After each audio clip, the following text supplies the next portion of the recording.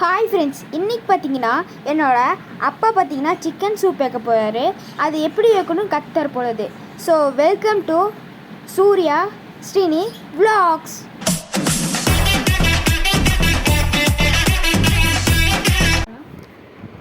எந்த கறி நீங்கள் வாங்கிட்டு வந்தீங்கனாலும் முதல் பண்ண வேண்டிய வேலையை நல்லா கழுவி அது நல்லா மஞ்சத்தூள் போட்டு வச்சுக்கோங்க. மஞ்சத்தூள் போட்டிங்கன்னா அது ரொம்ப நல்லது. ஏன்னா கிருமிகள் சீக்கிரம் கறியில் வந்து இதாகிடும். அதுக்காக மஞ்சத்தூள் போட்டு வைக்கிறது, வேறு ஒன்று. மஞ்சத்தூள் போட்டு இப்போ நல்லா மஞ்சத்தூள் போட்டு வச்சுட்டேன். இப்போ என்ன பண்ண போகிறோம்னா அதில் இருக்க அந்த எலும்பு பீஸில் மட்டும் நம்ம எடுத்து சூப் வைக்க போகிறோம். ஏன்னா சூப்புக்கு வந்து பார்த்திங்கன்னா எலும்பு பீஸ் தான் ரொம்ப நல்லாயிருக்கும். அதனால் வந்து அதில் இருக்க அந்த எலும்பு பீஸில் மட்டும் தனியாக நான் எடுத்துகிட்டு இருக்கிறேன். ஒரு 10 பீஸ் இருந்தால் போதும் சூப்புக்கு. ஏன்னா நம்ம மீதி வைக்கிறத வந்து கிரேவி மாதிரி வைக்க போகிறோம். அந்த எலும்பு பீஸில் மட்டும் தனியாக எடுத்துகிட்டு இருக்கேன். போதும் நம்ம தேவையான செஞ்சுட்டு நல்லா 2 வெங்காயம் சின்ன சின்னதாக நறுக்கி போட்டு 2 பச்சை மிளகா ஒரு 4 கீரி போட்டுக்கோங்க. ரொம்ப சின்ன சின்னதாக வெட்ட வேண்டாம். ஏன்னா அது வெந்து சின்ன சின்னதாக ஆயிரும். நம்ம ரொம்ப சின்னதாக போட்டால் ரொம்ப இதாக இருக்கும். அடுப்பு நல்லா ஸ்லோவில் வச்சுட்டு அப்பப்போ கலக்கி விட்டுட்டே இருங்க. முக்கால்வாசி வெங்காயம் வந்தால் போதும், ரொம்ப நசுன்னு வேகக்கூடாது.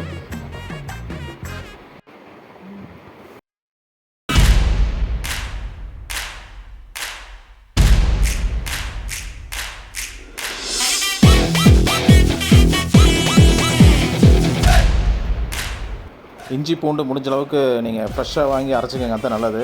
என்கிட்ட இப்போ இல்லாதங்காட்டி நான் பேஸ்ட் வாங்கி போடுறேன். பேஸ்ட்டில் பெரிய டேஸ்ட்லாம் கிடைக்காது. ஆனால் உண்மை கேட்டிங்கன்னா இஞ்சி பூண்டு நல்லா இது வாங்கி போட்டிங்கன்னா தான் நல்லாயிருக்கும். இஞ்சி பூண்டு அதில் போட்டாச்சு. போட்டு நல்லா அதோட ஸ்மெல்லு போகிற அளவுக்கு நல்லா வதக்கி விட்டுக்கணும்.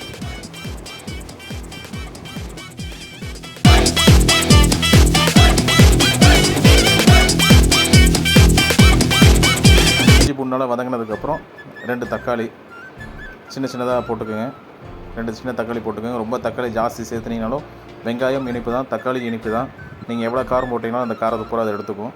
அதனால் கொஞ்சம் சின்ன தக்காளியாக, பெருசாக இருந்தால் 1 மட்டும் போட்டுக்கோங்க. எங்கிட்ட சின்ன சின்ன தக்காளி எங்கிட்ட 2 போட்டேன். அப்புறம் பார்த்திங்கன்னா மசாலா ஐட்டம், குருமிளகு, சீரகம், உங்களுக்கு எந்த அளவுக்கு காரம் வேணுமோ அந்தளவுக்கு போட்டுக்கலாம். அது கூட பட்டை, கிராம் இதெல்லாம் சேர்த்துக்கிங்க.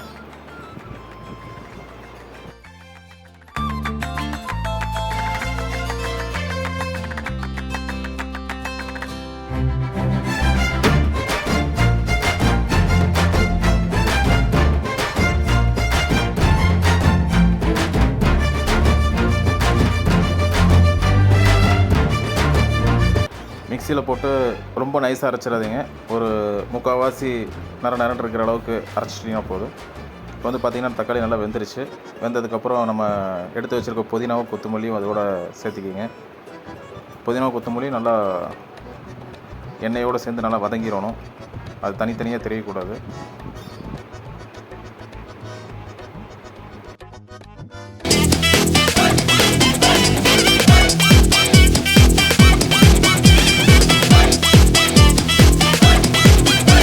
தேவையான அளவு உப்பு போட்டுக்குங்க.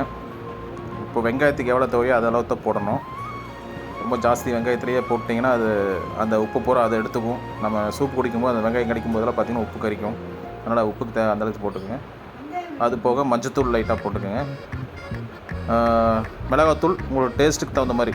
ஏன்னா மிளகாத்தூளில் பெருசாக காரம் கிடைக்காது, ஆனால் அது போட்டுக்கோங்க. ஏன்னா நம்ம குருமிளகெல்லாம் போடுவோம், அதனால் அளவாக போட்டுக்கோங்க. மிளகாத்தூளை போட்டு அதையும் நல்லா கலக்கி விட்டுக்குங்க.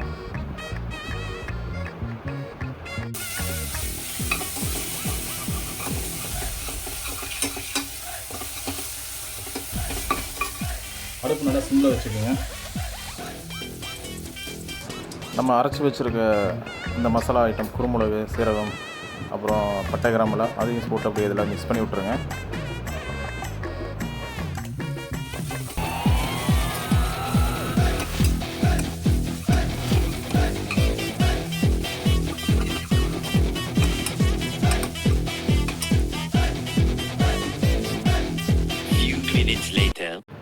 பார்த்திங்கன்னா கொஞ்சம் நான் சிக்கன் மசாலா போட்டுக்கிறேன்.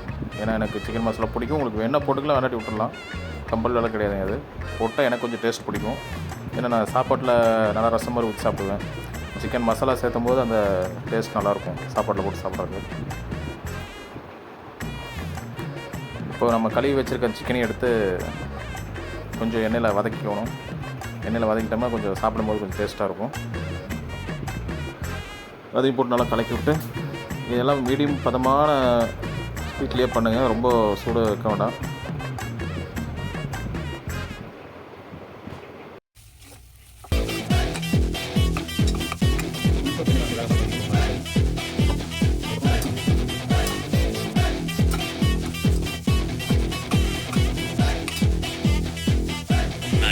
இப்போ சிக்கன் நல்லா வந்துருச்சு, எண்ணெயிலே வந்துருச்சு. இப்போ தேவையான அளவு தண்ணி ஊற்றிக்கிங்க. உங்களுக்கு எந்த அளவுக்கு தண்ணியாக தேவைப்படுமோ அந்தளவுக்கு ஊற்றிக்கலாம். நான் வந்து அளவத்தை ஊற்றுவேன். ஏன்னா நான் சாப்பாட்டில் ரசம் மாற்றி ஊற்றி சாப்பிட்றேங்கிறங்காட்டி உங்களுக்கு எந்த அளவுக்கு தேவையோ அந்தளவுக்கு நீங்கள் ஊற்றிக்கிங்க. நல்லா கலக்கி விட்டுக்குங்க.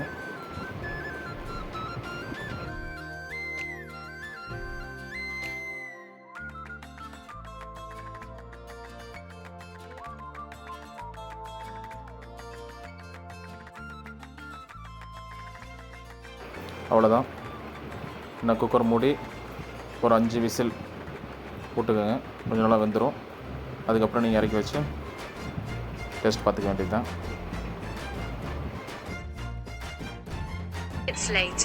இதை ஃபஸ்ட்டு டேஸ்ட் பார்க்க போகிறது என்னோடய சின்ன பையன். ஏன்னா அவன் தான் சூப் வேணும்னு ஆசையை கேட்டான். அவருக்கு தான் சூப் ரொம்பவும் பிடிக்கும். அவருக்காக தான் நீங்கள் செஞ்சது. பாருங்கள், நான் வந்து சாப்பாட்டுக்கும் போட்டு சாப்பிட்ற மாதிரி ரசம் மாதிரி இருக்குன்னு சொல்ல பார்த்தீங்கன்னா அது பதமான இதாக இருக்குது. உங்களுக்கு இன்னும் கொஞ்சம் தண்ணி மாதிரி வேணாலும் வச்சுக்கலாம்.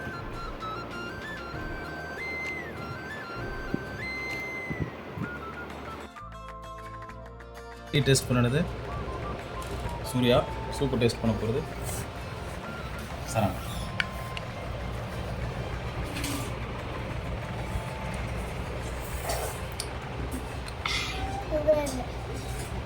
உப்பு காரம்லாம் கரெக்டாக இருக்கா? சூடான பிறகு எல்லாம் சுட சாப்பிட்டது சூப் நல்லா டேஸ்ட்டாக இருக்கும். இது வந்து பார்த்தீங்கன்னா நீங்கள் இப்போ ரொம்ப கெட்டியாக இருக்குங்காட்டி இந்த கெட்டியாக இருக்க குழம்புலாம் வந்து சாப்பாட்டில் போட்டு ரசம் மாதிரி போட்டு சாப்பிட்லாம். ரொம்ப நல்லது உடம்புக்கு. இது நாட்டுக்கோழி போட்டிங்கன்னா இன்னும் நல்லா டேஸ்ட்டாக இருக்கும்.